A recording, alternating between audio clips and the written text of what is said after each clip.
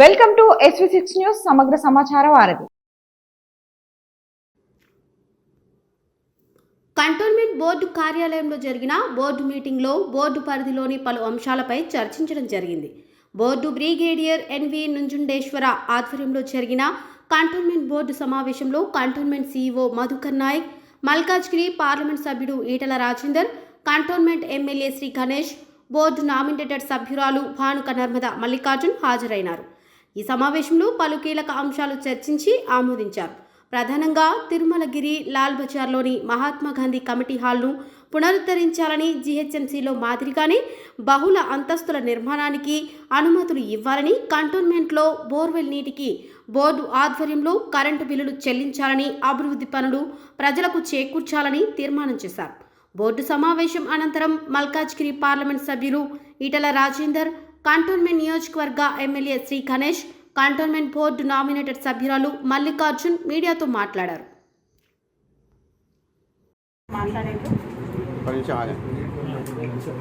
MP గారు ఏం చేసిండ్రు అదే ఇప్పుడు చెప్తున్నా కదా. ఎంపీ గారు చేసింది ఇప్పుడు 303 కోట్లు తేవడం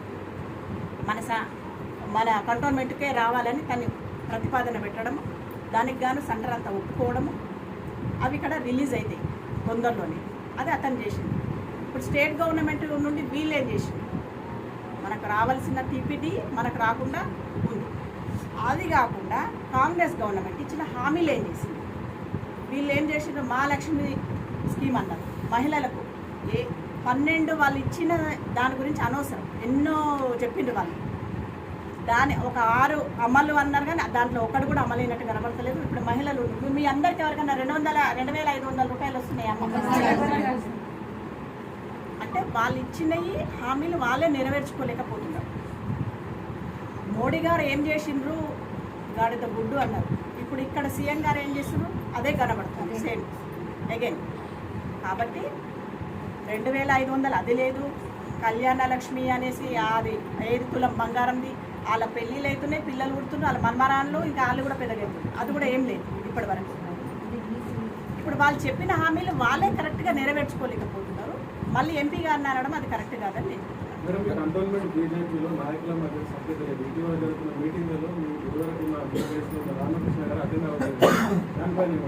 ఇక అది అంతర్గతం అంతే.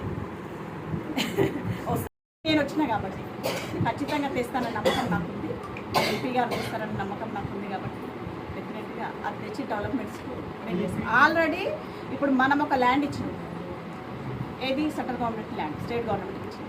దానికి గాను వాళ్ళు 303 కోట్ల రూపాయలు మనకి ఇచ్చింది. దాన్ని మన ఎంపీ గారు ఏం చేసిండ్రు, మన కంటోన్మెంట్ బోర్డుకే రావాలి, అది సెంట్రల్లో పోకుండా దానికి వెళ్ళి మళ్ళీ మనకే వచ్చి మన కంటోన్మెంట్ డెవలప్మెంట్ కోసమే కానీ ఇప్పుడు ప్రయత్నం చేస్తున్నారు. కాబట్టి అది డెవలప్మెంట్ అందరికీ తెలియదు. రాబోయే రోజులలో డెఫినెట్గా మంచిగా డెవలప్మెంట్ అవుతుంది. దానిగాను ప్రత్యేకంగా మేము ఎంపీ గారు కూడా ధన్యవాదాలు తెలియజేస్తాం. ఎంత బకాయి ఉన్నదనేది కప్పు పెడుతున్నాడు, ఎంత ఉన్నదనేది చెప్పడం లేదని ఎమ్మెల్యే 90 ఉన్నదని చెప్పారు కదా.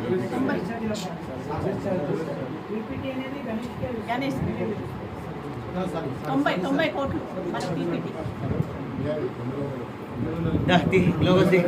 మీటింగ్లో బైలాస్ కోసం వచ్చింది. చాలా సంతోషకరమైన విషయం. గతంలో మేము ఉన్నప్పుడు కూడా మేము 8 నుండి 14 వరకు ఎన్నోసార్లు బిల్డింగ్ బైలాస్ కోసం మేము అక్కడ పెట్టడం జరిగింది. ఢిల్లీలో మా మెమరండాలు ఎన్నోసార్లు ఇవ్వడం జరిగింది. కానీ ఇన్ని రోజుల తర్వాత అది బిల్డింగ్ బైలాస్కి కొన్ని ఆంక్షలు అంటే కొద్ది గొప్పగా కొంచెం తేడాతో GHMCకి దగ్గరలోనే ఉన్నాయి మన బిల్డింగ్ బైలాస్లో అన్ని అంశాలు. కాబట్టి చాలా హ్యాపీ. ప్రజలు కూడా రేపు అనాథరైజ్ కన్స్ట్రక్షన్ కట్టకుండా ఇది మంచిగా ఉంటుందని నేను చెప్తున్నాను. ఇది ఇట్లనే పోయి మళ్ళీ ఢిల్లీలో ఆమోదం తెలుపుకొని వచ్చి ఇది అమలు అయిపోతే హ్యాపీ. అమలు కావాలని ఆలోచిస్తున్నాను. అమలు అవుతుంది ఈసారి గ్యారెంటీగా అనిపిస్తుంది. మేడం, ఇప్పుడు 600 బోర్డులు మోగపోయాయి కంటోన్మెంట్ బోర్డులో, వీటికి మీరు మీ వైపు నుంచి ఏం న్యాయం చేస్తారు? ఇప్పుడు మాట్లాడినా కదా. ఇప్పుడు నేను వాటర్ వర్క్స్ డిపార్ట్మెంట్తో నేను మీటింగ్ పెడతాను మళ్ళీ స్పెషల్గా పెట్టి నేను మీటర్ల మీదనే కదా మీరు చెప్పి కరెంటు బోర్డులో బోర్లది. అంటే ఇప్పుడు ఎమ్మెల్యే ఒక మాట అన్నాడు madam, Bharatiya Janata party service ఛార్జీలు తీసుకురాకుండా తాస్కారం చేస్తున్నది, ఆ నిధులే వస్తే గిట్ట బోర్డు సస్యశ్యామలంగా మారుతుందని అంటున్నారు. మరి దానిపైన మీ స్పందన ఏంటి? ఆ లెక్కకు వస్తే స్టేట్ గవర్నమెంట్ కూడా మన పీపీటీ ఇవ్వాలి. ఇప్పుడు 90 కోట్ల బకాయి ఉంది, అది వస్తే కూడా మనకు వెళ్తుంది. ఇప్పుడు ఇది సెంటర్ ఫండ్ అన్నట్టే, సెంటర్కి వెళ్ళి అక్కడికి వెళ్ళి వస్తుంది సరే, కానీ ఇది ఉన్నది మాత్రం సెంటర్దే కదా, కంటోన్మెంట్ అనేది సెంటర్. ఇప్పుడు మనకు స్టేట్ గవర్నమెంట్కి ఎట్లా ప్రజల నుండి వెళ్ళేది మళ్ళీ ప్రజలకు మనం ఇచ్చేటట్టే సేమ్ సెంటర్కి కూడా సేమ్ అంతే. అక్కడ మేము డిఫెన్స్కి వెళ్ళి నిధులు తెస్తాము, మా ఎంపీ గారు కూడా తెస్తామన్నారు. ఫస్ట్ టీపీటీది వాళ్ళు ఇవ్వాలి, ఇస్తే ఫస్ట్ అభివృద్ధి అవుతుంది. మనకు వచ్చే కంటోన్మెంట్ దాన్ని వాళ్ళ దాంట్లో వేసుకొని మనకి ఇవ్వడానికి అడుక్కున్నట్టు చేయడం అది కరెక్ట్ కాదని నేను చెప్తున్నాను. అది ఇస్తే కూడా డెవలప్మెంట్ అవుతుంది. దానిలాగానే మేము కూడా సెంట్రల్ గవర్నమెంట్ కూడా తెస్తాం, నిధులు డెవలప్మెంట్ చేస్తాం. ఆల్రెడీ వస్తున్నాయి, కొంచెం అమౌంట్ వచ్చింది. మనం బోర్డు సీఓనే చేతులు చేసాడు కరెంటు బిల్లుల పైన. మీరు ఏ విధంగా చేస్తారనుకుంటున్నారు? మీరు ఏ విధంగా ప్రజలకు న్యాయం జరుగుతుంది అనుకుంటున్నారు? అంటే బోర్లు ఇప్పుడు వాళ్ళు కూడా చెప్పింది కదా, 50 లక్షలు నెలకి అవంతా కడుతున్నారు కదా ఆల్రెడీ. అవన్నీ ఇప్పుడు మాకున్న ఫండ్స్ తక్కువ, ఇప్పుడు స్టేట్ గవర్నమెంట్ అన్నట్టు మేము, కానీ ఇది ఎంత ఇప్పుడు ఇది అది చెప్పను నేను. మా వాటర్ వర్క్ డిపార్ట్మెంట్లో మేడం చివరిగా ఇప్పుడు మీ మీ ఎంపీకి 5 కోట్ల నిధులు వస్తాయి. 5 కోట్ల నిధుల్లో మీకు కంటోన్మెంట్కి మీరు ఏ మాత్రం అడుగుతారు ఎంపీ గారు? మాకు ఒక 1 కోటి రూపాయలు అడుగుతాం. ఇక అంతకు ఎక్కువ 7 కాన్స్టిట్యున్సీలు కాబట్టి 7 కాన్స్టిట్యున్సీలు సమానం కాకుండా మా కంటోన్మెంట్ కూడా ఒక 1 crore అన్నా ఖచ్చితంగా ఇవ్వాలి, 1 crore పైన ఖచ్చితంగా ఇవ్వాలని మేము మా ఎంపీ గారికి ఆల్రెడీ అడగడం జరిగింది. అతని నిధులు కూడా మాకు రాబోతుంది. బోర్ల విషయంలో ఒకటి క్లారిటీ చేయండి. చెప్పండి. 27 నుంచి బోర్లు కంటోన్మెంట్ ఎమ్మెల్యే ఎంపీ వాళ్ళే ఇస్తుంది. అజయ్ కుమార్ గారు ఉన్నప్పటి నుంచి వెళ్ళి కంటోన్మెంట్ క్లియర్ చేస్తుంది. అసలు ఈ బోర్డు ఆఫీసర్స్ ఎందుకు బంద్ చేస్తున్నారు? పబ్లిక్ దానికి నేను స్పెషల్గా సిఓ కాదు కదా, గారితో రాజ్ కుమార్ గారితో ఇద్దరితో నేను మీటింగ్ పెట్టాను. ఎందుకంటే గతంలో మనం ఉన్నప్పుడు జరిగింది, ఇప్పుడు ఎందుకు జరగట్లేదు అని మళ్ళీ నేను కూడా అది డిస్కషన్ పెడతాను. సపరేట్గా నేను దానికోసం మాట్లాడలేదు. అవును, కాకపోతే ఇప్పుడు వాళ్ళు కూడా కొన్ని చెప్పిన రీజన్స్ అంటే ఫ్రీ బోర్ ఉంది అంటే కరెంటు ఎటువై అది గవర్నమెంట్ కానీ ఇష్టానుసారంగా నల్లాలు పోవడము, దానివల్ల 25,000 బిల్లు రావడం, దాని మీద వాళ్ళు కూడా కొన్ని ప్రాబ్లమ్స్ చెప్పింది కాబట్టి దానికోసం నేను డిస్కషన్ దానికోసం నేను డిస్కషన్ చేస్తాను. కంటోన్మెంట్ అనేది కేంద్ర ఆధీనంలో ఉంటుందని చూసుకుంటూ బాగా పబ్బం గడుపుతుంది, అభివృద్ధి చేయట్లేదు, సత్తానికి అభివృద్ధి చేసి చూపించాలని ఎమ్మెల్యే అన్నారు. డెఫినెట్గా ఇప్పుడు చేస్తూనే ఉన్నాం, రాబోయే రోజుల్లో చేస్తాం, ఇంకా నిధులు తెస్తాము ఖచ్చితంగా మా ఎంపీ గారి ద్వారా. ఇప్పుడు ఈరోజు బీజేపీ ఎంపీ గారు ఉన్నారు ఇక్కడ, గతంలో మన కాంగ్రెస్ తను అసలు డిఫెన్స్లో మెంబర్ కూడా అయినా అతను ఏమీ పట్టించుకోలేదు ఇప్పుడు ప్రజెంట్ సీఎం గారు. కాబట్టి ఇప్పుడు మాకు పూర్తి నమ్మకం ఉంది మా ఈటల రాజేంద్ర అన్న గారి మీద. డెఫినెట్గా ఆయన తెస్తాడు నిధులు, ప్రజలకు మంచిగా చేస్తాడు. నేతాజీ స్కూల్ విషయంలో మీ పట్టుదల మారదా? ఇప్పుడు శిశు మందిర్కి అని మళ్ళీ అదే మాట మాట్లాడుతుంది. ఎందుకంటే అది ఒక ప్రాబ్లం. ఇప్పుడు ఏ ఫంక్షన్ హాల్ కట్టినా, కమ్యూనిటీ హాల్ కట్టినా అక్కడ పోవడానికి నేరో, మనమందరం కలిసి ఒకసారి అక్కడ గల్లీలకు పోతే తెలుస్తుంది. ఆ నేరోలో కాళ్ళు బండ్లు, ఇప్పుడు ఏ ఫంక్షన్ అయినా కానీ కాళ్ళు వాళ్ళకి బండ్ల మీద వస్తే అప్పుడు ప్రాబ్లం ఎవరికైతుంది? అక్కడ ఉన్న ప్రజానికానికి అవుతుంది. మళ్ళీ అదొక న్యూసెన్స్ వద్దని వాళ్ళు కట్టాలనుకుంటే ఇంకా మస్తు స్టేట్ గవర్నమెంట్, ఇప్పుడు మన గవర్నమెంట్ ల్యాండ్స్ బాగున్నాయి, చాలా ఉన్నాయి.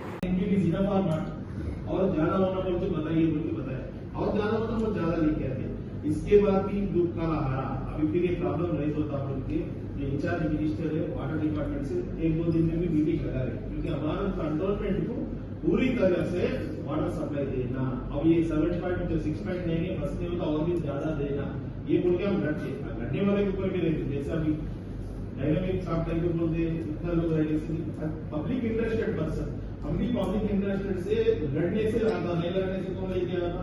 इससे पहले कुछ भी एक्स्ट्रा फंड नहीं था, ओनली एमएलए फंड्स था। एमएलए फंड्स के हिसाब से हम मार्टी एक्ट में 10 बार मांगे थे बिफोर एमएलए। एक अदर देन कोई एमएलए फंड्स आया कंट्रोलमेंट के, कुछ नहीं आया, अभी आएगा। अपन इंटरेस्ट से लेके आने से चाहेगा, इससे मांगने से कोई देगा, कोई नहीं मांगने से कोई भी नहीं देगा। तो जिसका भी पैसा है और पब्लिक का पैसा है, स्टेट को सेंट्रल को, बट लाने वाले के ऊपर भी जोर में डिपेंड रहता बोल के मेरे सबमिशन है।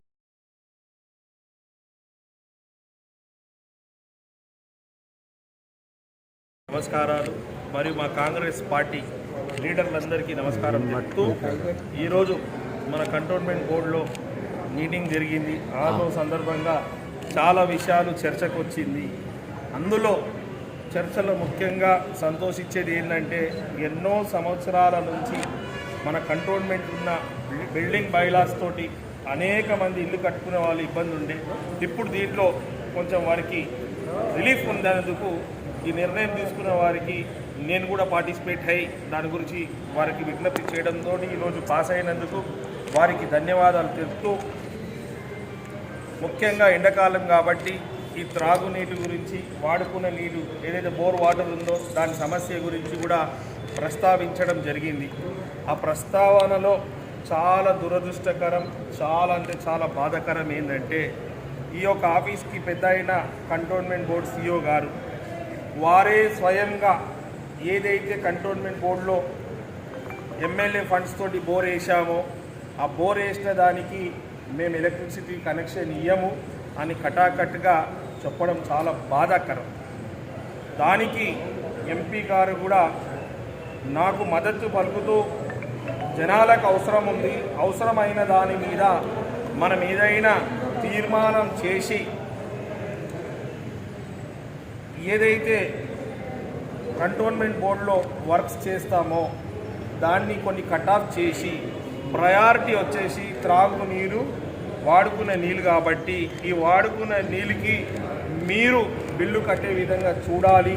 కట్టే పరిస్థితి లేదంటే దానికి ఏదో మార్గం చెయ్యాలని వారు కూడా చెప్పడం జరిగింది. చాలా దురదృష్టకరం ఏంటంటే ఇది ఎమ్మెల్యే ఫండ్స్ వేసింది కాబట్టి మేము ఇవ్వమంటే యావత్ కంటోన్మెంట్ ప్రజలకి మీడియా ద్వారా విజ్ఞప్తి చేస్తున్నా, మన కంటోన్మెంట్ బోర్డులో 8 వార్డులు వస్తుంది. 8 మంది వార్డులకి సివిక్ ఎమ్యూనిటీస్ ప్రొవైడ్ చేయాల్సిన బాధ్యత ఈ కంటోన్మెంట్ బోర్డుదే.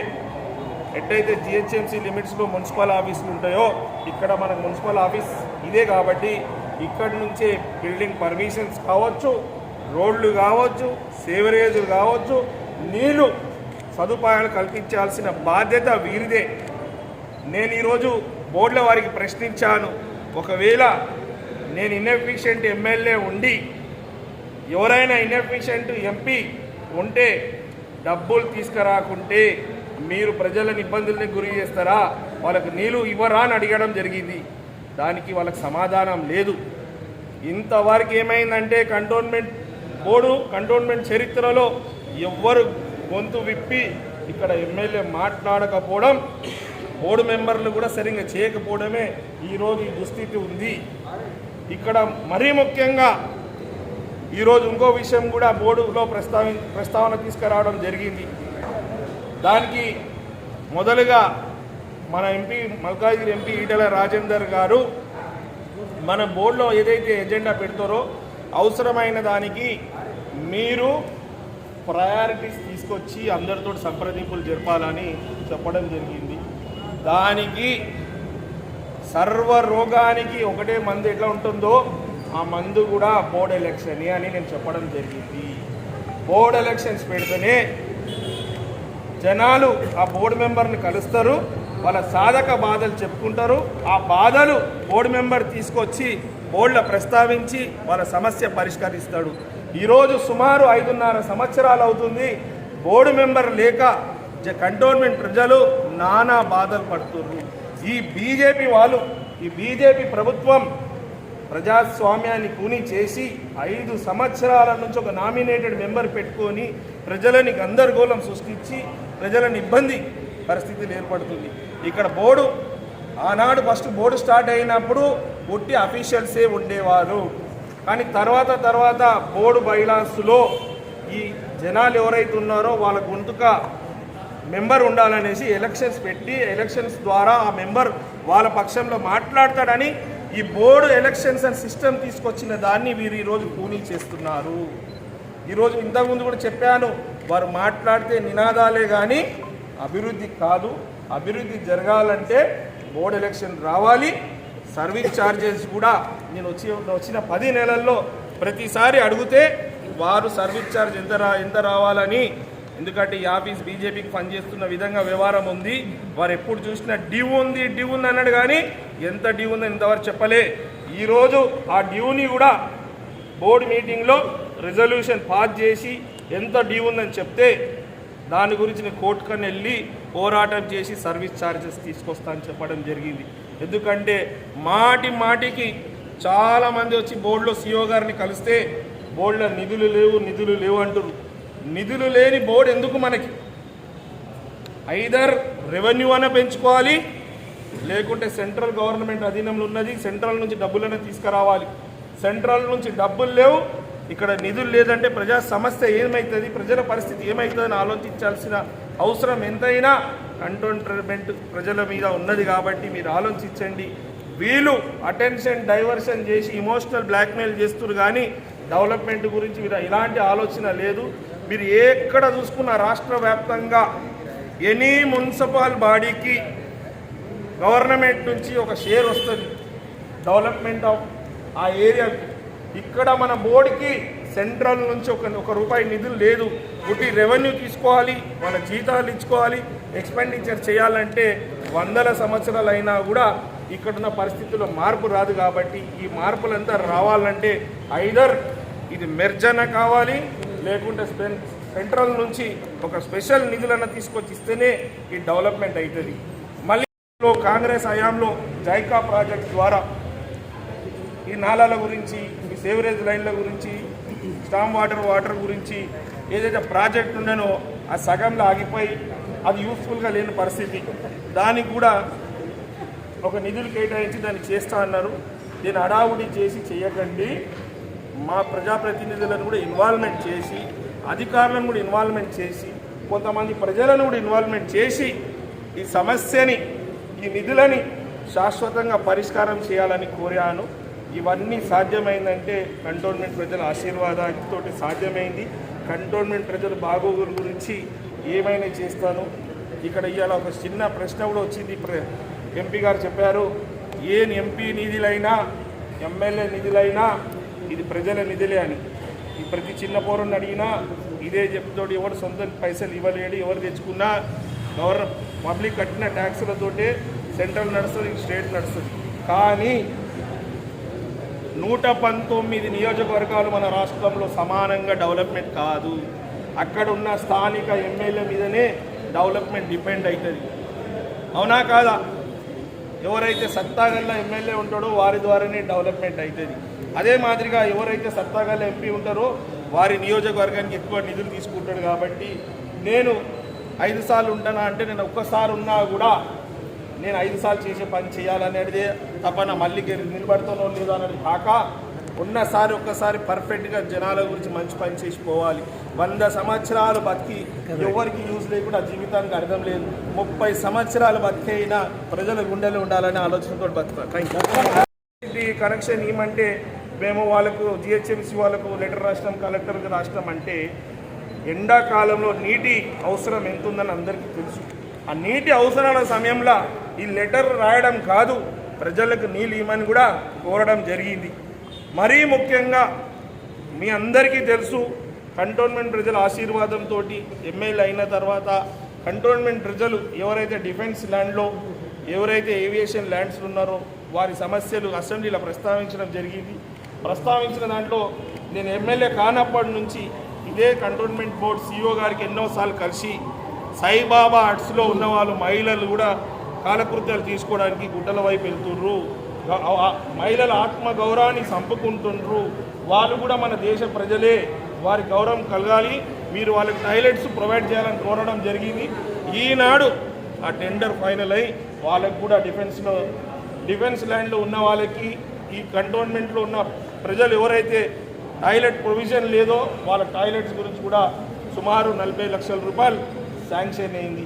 ఈ విధంగా ఈ మొత్తం సిస్టంలో బాగుండాలంటే మాత్రం ప్రతి ఒక్కరికి సపోర్ట్ ఉండాలి. మరి ముఖ్యంగా ఫైనల్గా ఒక విషయం చెప్పగలుగుతున్నా.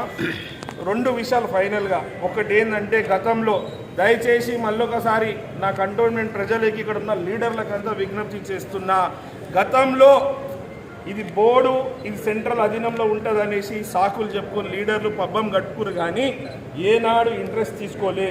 బోర్డు మెంబర్లు తప్పు చేసి రానాడు అక్కడ గాంధీ కమిటీ హాల్ ఉంటే లాల్ బజార్లో దాన్ని బోర్డులో మీటింగ్లో రిజల్యూషన్ పాస్ చేసి దాన్ని డంప్ యార్డ్ చేసినందుకు ఎంతోమంది పేద ప్రజలు ఫంక్షన్స్ చేసుకోవాలంటే ఆ ఫంక్షన్ హాల్ అందుబాటులో ఉంటే తక్కువ ఖర్చులో, ఈరోజు ఆ స్థానికులంతా ఫంక్షన్స్ చేసుకోవాలంటే వేరే ప్రైవేట్ ఫంక్షన్ హాల్స్ పోయి ఎంతో భారమై ఫంక్షన్ రోజు సంతోషం ఉంటుంది, మిగతా రోజు బాధపడుతున్న పరిస్థితి. ఆ పరిస్థితి కారణం ఆనాడు బోర్డులో ఉన్న బోర్డు మెంబర్స్ అందరూ బోర్డు మీటింగ్లో రెజల్యూషన్ పాస్ చేసి, అప్పుడు స్థానికంగా ఉన్న ఎమ్మెల్యే ఏమన్నాడు, ఇది నాకు సంబంధం లేదు, బోర్డు మెంబర్స్ తీసుకున్న నిర్ణయము వాళ్ళు అది ఇదని చెప్పిండు. మీకు కూడా ఆఫ్ ది రికార్డ్. అదే కాకుండా సివిల్ ఏవియేషన్ ల్యాండ్, డిఫెన్స్ ల్యాండ్లో ఉన్న వాళ్ళకు కూడా ఓట్ రైట్ తీసేయాలని ఇదే బోర్డు మెంబర్స్ ప్రజల నుంచి గెలిచిన వాళ్ళు ఇక్కడ బోర్డు మీటింగ్లో ఆ ఓటు హక్కు తొలగించి, ఇలా జరుగుతున్న దానికి పరిష్కారం జరగాలంటే ప్రజల నుంచి గెలుపొందిన మేము ఎమ్మెల్యే, ఎంపీకి కూడా ఓటింగ్ రైట్స్ కూడా ఉంటే ఇట్లా వేరే మాది నెట్టి చౌద్యం చూసే పరిస్థితి ఉండదు. ఆ బాధ్యత మా పైన కూడా ఉంటుంది. కాబట్టి ఎమ్మెల్యే, ఎంపీకి కూడా ఓటింగ్ రైట్స్ ఇవ్వాలని కోరడం జరిగింది. కంటోన్మెంట్ బోర్డ్ జిహెచ్ఎంసీ పరిధిలోనే పార్కులతో కాంక్రీట్ జంగల్ కాకుండా ఒక మంచి సుందరమైన ప్రాంతంగా ఉంది. ఈ మధ్యకాలంలో లాల్ బజార్, ఇప్పుడు గాంధీ ఆడిటోరియం ఉంటుంది, గరీబోళ్ళు పెళ్లి చేసుకునే అడ్డా, దాన్ని డంప్ యార్డ్గా మార్చింది తీర్మానం చేసి. తక్షణమే ఆ డంప్ యార్డ్ని ఉపయోగించి దాన్ని మళ్ళీ ఒక సుందరమైనటువంటి పార్కుగా, గరీబోళ్ళు పెళ్లి చేసుకునే కమ్యూనిటీ హాల్గా తీర్చిదిద్దడానికి నేను ప్రయత్నం చేస్తాను. పాటించాను. ఆ ఉన్న డంప్ యార్డ్ని ఇతర జాగా షిఫ్ట్ చేసే ప్రయత్నం చేస్తాను.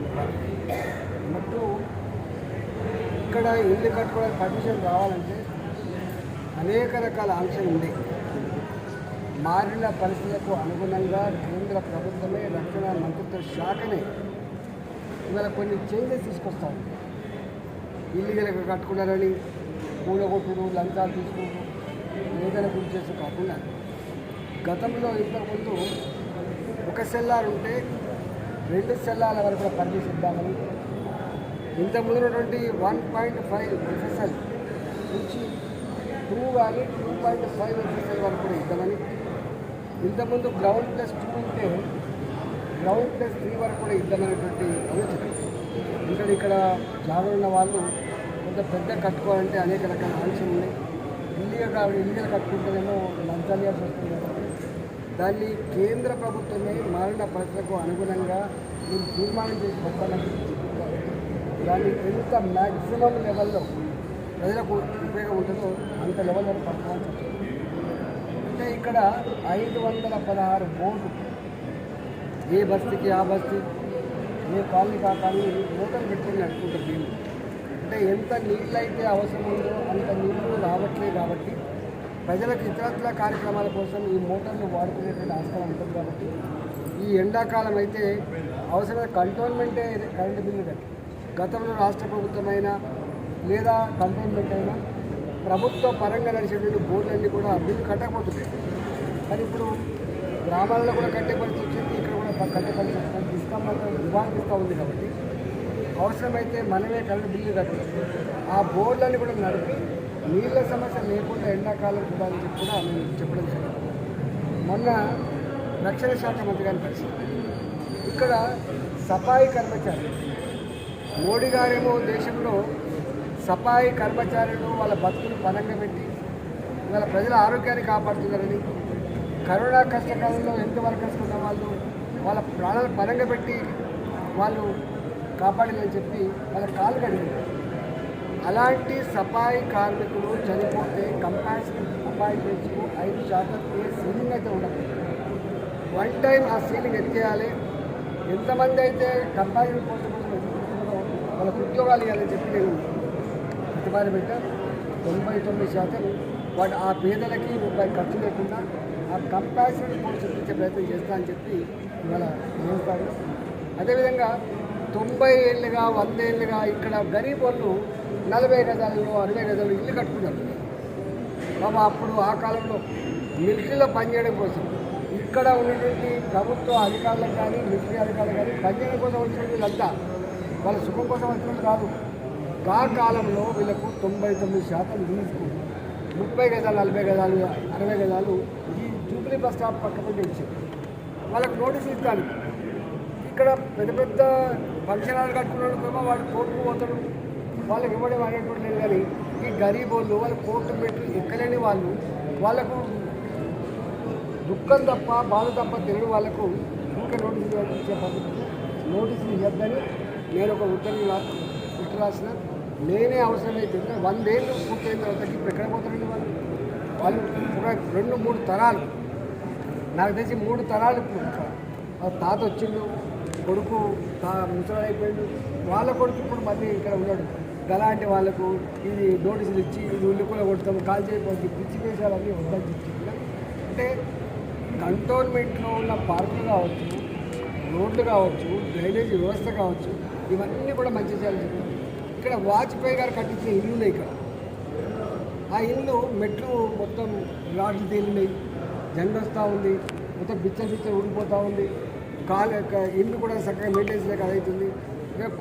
అలా 20 ఉంటే ఒకటి మంచిగా లేకపోయినా 20 కూలిపోయే ప్రమాణం. లోపలనేమో మంచుకుంటానే బయటనే మంచిగా లేదు. వాళ్ళ పైసలు లేవు. మనం పోయి చూస్తే పైసలు లేవు. అక్కడ నీళ్ళ పైప్ లైన్ కానీ డ్రైనేజ్ పైప్ లైన్ కానీ రోడ్లు కానీ ఆ ఇల్లు కూడా బాగు చేయడం కోసం డబ్బులు పెట్టాలి.